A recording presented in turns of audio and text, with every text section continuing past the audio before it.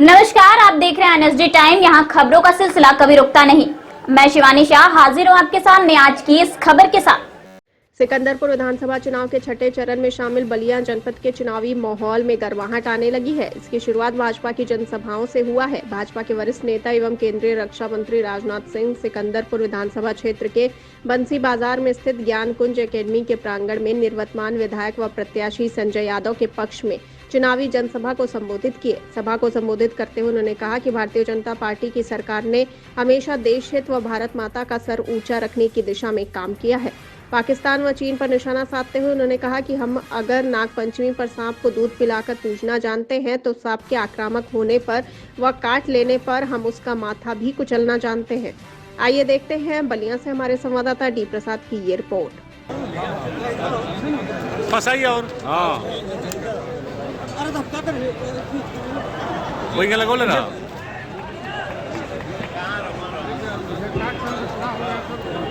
Sir, आज रक्षा मंत्री राजनाथ सिंह जी आज बलिया आए जो है, किस तरीके का उन्होंने मैसेज दिया चुनावी उस महासभा में, आप कैसे देखते हैं उनके साथ? देखिए, हमारे राष्ट्रीय नेताओं का थोड़ा बलिया और जो छठे राउंड का जो होना है फिर का उसके तरफ रिपोर्ट चला है। और मैं कहूँगा कि चाहे फर्स्ट फेज और सेकेंड फेज का है, चौथा फेज पर होने वाला है, इस सारे चीज़ों में हमें आगे बढ़ चले और इधर भी है।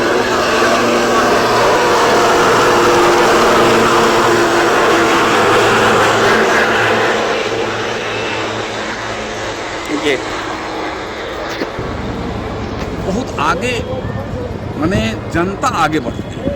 जनता सबके मन में है कि मोदी और योगी की जोड़ी ही देश और राज्य की कल्याण कर सकती है। हमें प्रतीक मात्र हम अपने विधायक को चुनेंगे और तब जाकर के प्रशासन ने जो खत्म किया है, हमने गुंडाराज खत्म किया है और विकास को जो गति दिया है वह विकास की गति तब आगे बढ़ पाई। इसलिए एक एक के जनता जो नीचे स्तर पर है, सामान्य स्तर पर रहने वाले लोग, उनके मन और भाव में है कि कब मेरा तारीख वह आए चुनाव का। जैसे यहाँ 3 तारीख को होने वाला चुनाव, 3 तारीख आए कि हम कमल के सामने का बटन दबावें और अपने प्रतिनिधि जैसे यहाँ से भाई संजय जी, इनको जिता करके भेजें कि जोगी जी के एक मजबूत सरकार को बना करके और पूरे इस राज्य के कल्याण के लिए, देश के विकास के लिए एक सहयोग करने का काम। जी, आप बिहार से सांसद भी हैं और बिहार में ही आपके एनडीए के गठबंधन में वीआईपी पार्टी है, तो बीजेपी के जो भी बागी प्रत्याशी हुए हैं, जिनको टिकट नहीं मिला, जो बागी हुए, उन सबको आपके एनडीए के गठबंधन वाली वीआईपी पार्टी ने ही बलिया में टिकट दिया है। तो ऐसे कैसे देखते हैं इसको? जी देखिए, इसमें मेरा वीआईपी हो चाहे अन्य जो पार्टियां हैं वहाँ, जो उनसे मेरा गठबंधन बिहार में है, बाहर उनसे मेरा गठबंधन नहीं है। आपको देखे होंगे उनके भी दल के लोग भी कोई यहाँ आकर के वह कहने के लिए तैयार नहीं है कि हाँ भाई वो जो बागी हैं उनको आप वोट दीजिए। और वहाँ जो टिकट तो दिया उन्होंने, टिकट उनका अलग, बड़ा गठबंधन के अनुसार वो काम किए हैं। यहाँ लेकिन कोई प्रभाव नहीं है, जीरो है। लोगों के मन में एक ही है, मोदी और जोगी के गठबंधन को जोगी कैसे यह भाव लोगों के मन में, इस वजह से ही आ जाए, कोई भी गठबंधन आ जाए, हमें लगता है कि विपक्ष में कहीं कोई दम भी नहीं है और विपक्ष को आम जन भी नोटिस नहीं लेने का काम कर रही है। आज ये आपने देखा होगा राजनाथ बाबू की बातों को, किस तरीका से अगर मंच पर हमारे पार्टी के कार्यकर्ताओं के द्वारा उनको मुकुट दिया गया, तो अपने मुकुट को उन्होंने, क्या भाव है, उनको अपने मुकुट को उन्होंने कहा कि किस गरीब बेटी के पैर के छागल बना देना, यह समान बात नहीं हो सकता। और कोई मंच पर आता है तो कहता है पुलिस वालों, यह भी आपने न्यूज में चलाया है कि पुलिस वालों को अगर कोई पुकारता है और देश के रक्षा मंत्री कहते हैं कि मेरे मुकुट पर जो आज मुकुट दिया गया है यहाँ, उनको किसी गरीब बेटी के पैर की छागल बना दो, यह साधारण बात नहीं है, सोच का अंतर है। और यही सोच आज आपके चुनाव प्रचार के लिए आए, किस तरीके का उन्होंने मैसेज दिया और क्या कहना चाहेंगे आपसे?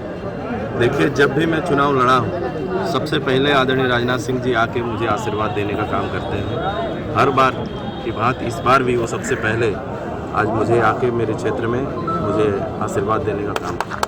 लेकिन राजनाथ सिंह जी ने जो भाषण दिया उसमें कई बातें उन्होंने मुख्य रूप से कही। उन्होंने कहा कि भारतीय जनता पार्टी जो है धर्म और जाति के आधार पर कोई वर्गीकरण नहीं करती, उसकी जो योजनाएं हैं वो सभी के लिए हैं। तो क्या आपको लगता है कि योगी और मोदी की जो योजनाएं हैं उसका लाभ जो है चुनाव में मिलेगा भाजपा को?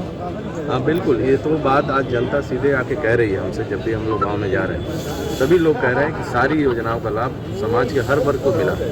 हमने किसी के साथ कोई भेदभाव नहीं किया है। आज तो हमारे जो लाभार्थी हैं समाज में वो एक बहुत बड़ी संख्या है। आज उन्हीं के बल पे हम अपना चुनाव बहुत आसानी से जीत सकते हैं।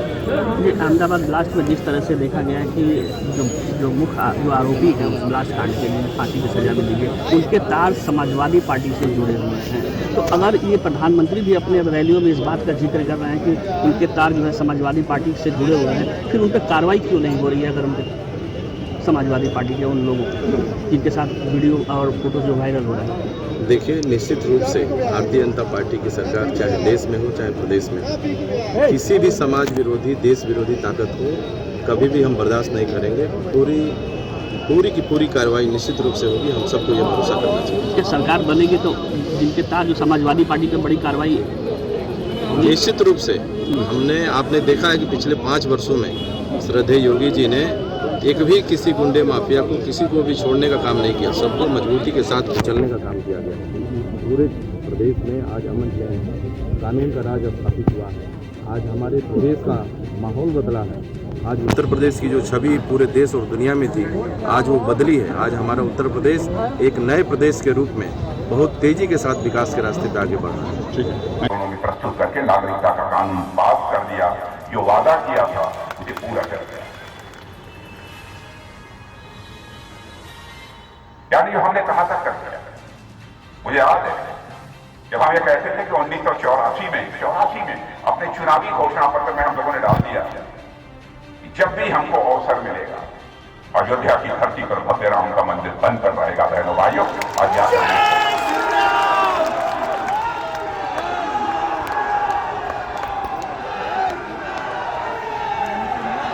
लोग ये कहते हैं, हमारे प्रधानमंत्री ने काशी विश्वनाथ मंदिर जिसे विदेशी आतताइयों ने आकर ध्वस्त कर दिया, रानी अहिल्याबाई ने उसका पुनरुद्धार किया। लेकिन फिर भी जो भव्य स्वरूप काशी विश्वनाथ मंदिर का होना चाहिए और नहीं हमारे प्रधानमंत्री ने भव्य स्वरूप देकर पूरा का पूरा विश्वनाथ कॉरिडोर, यह जो देश स्वयं होगा, बहु बेटियों की इज्जत और असमत सुरक्षित नहीं है।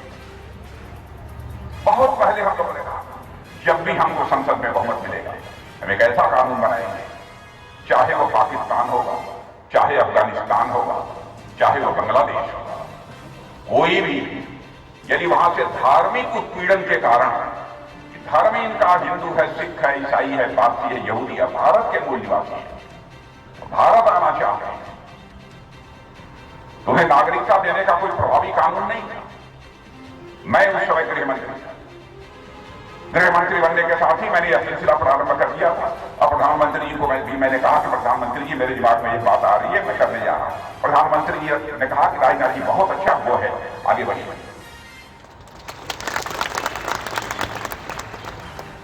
और मैंने भाई उस समय नागरिक, लेकिन हम केवल सरकार बनाने के लिए राजनीति नहीं करते, हम राजनीति करते हैं तो समाज बनाने के लिए राजनीति करते हैं, देश बनाने के लिए राजनीति करते हैं। इसलिए कठोर फैसले लेने में भी हम मात्र संकोच नहीं करते। मैं आपको याद दिलाना चाहता हूं, बहुत पहले जब भारतीय जनसंघ के रूप में हम लोग काम कर रहे थे 1951 में, उस समय हमारे नेता डॉक्टर श्यामा प्रसाद मुखर्जी ने कहा था, भाई जम्मू कश्मीर जैसे लगता है कि भारत देश से अलग है, मुझे धारा 370 के तहत विशेष अधिकार प्राप्त है। यानी आप जाकर बलिया, उत्तर प्रदेश, बिहार, कहीं भी दूसरे राज्य के लोग वहां जाकर मकान नहीं बनवा सकते, जमीन नहीं खरीद सकते, नौकरी नहीं कर सकते, लेकिन वो कर सकते हैं। यह आजादी हमारे नेता डॉक्टर श्यामा प्रसाद मुखर्जी ने उसी समय कहा था, धारा 370 समाप्त होनी चाहिए, संसद को समाप्त करते हैं।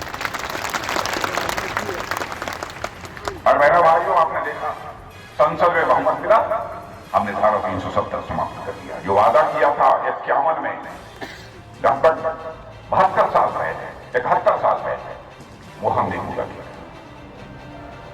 हम लोगों ने नागरिकता कानून लागू करने की बात कही। आप कहेंगे नागरिकता कानून है क्या? हमारे जैसा यह व्यक्ति मानता है कि धर्म के आधार पर भारत का विभाजन नहीं होना चाहिए। धर्म के आधार पर भारत का विभाजन हुआ, भारत पाकिस्तान बन गया, नहीं होना चाहिए, लेकिन हो गया।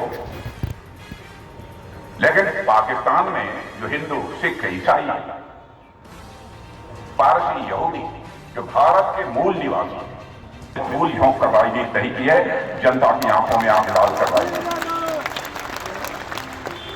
और बहनों भाइयों, मैं कठोर से कठोर फैसला लेने का आदी रहा और अपने बचपन की याद दिलाता हूं। बचपन में उस समय 39 साल, 40 साल, 38 साल कुछ ऐसे ही एज रही होगी भाई, जब मैं शिक्षा मंत्री था।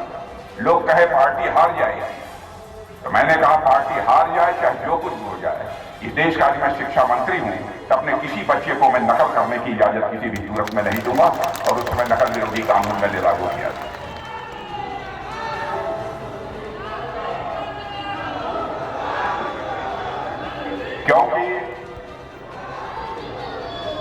क्योंकि राजनीति हम लोग करते हैं, केवल सरकार बनाने के लिए राजनीति नहीं करते हैं। सरकार लेकिन पूरा प्रदेश के अंदर जनता में प्रतिक्रिया भरी, सब लोग इकट्ठा हो गए, सब लोग टोटल कि 3 को मिल के अब मोदी जी के हटा दिया सर, हम के क्या करेंगे। सारा लोग इकट्ठा हो गई, संकल्प ले ली हो कि नहीं मोदी जी के नेतृत्व में फिर देश में सरकार बनी।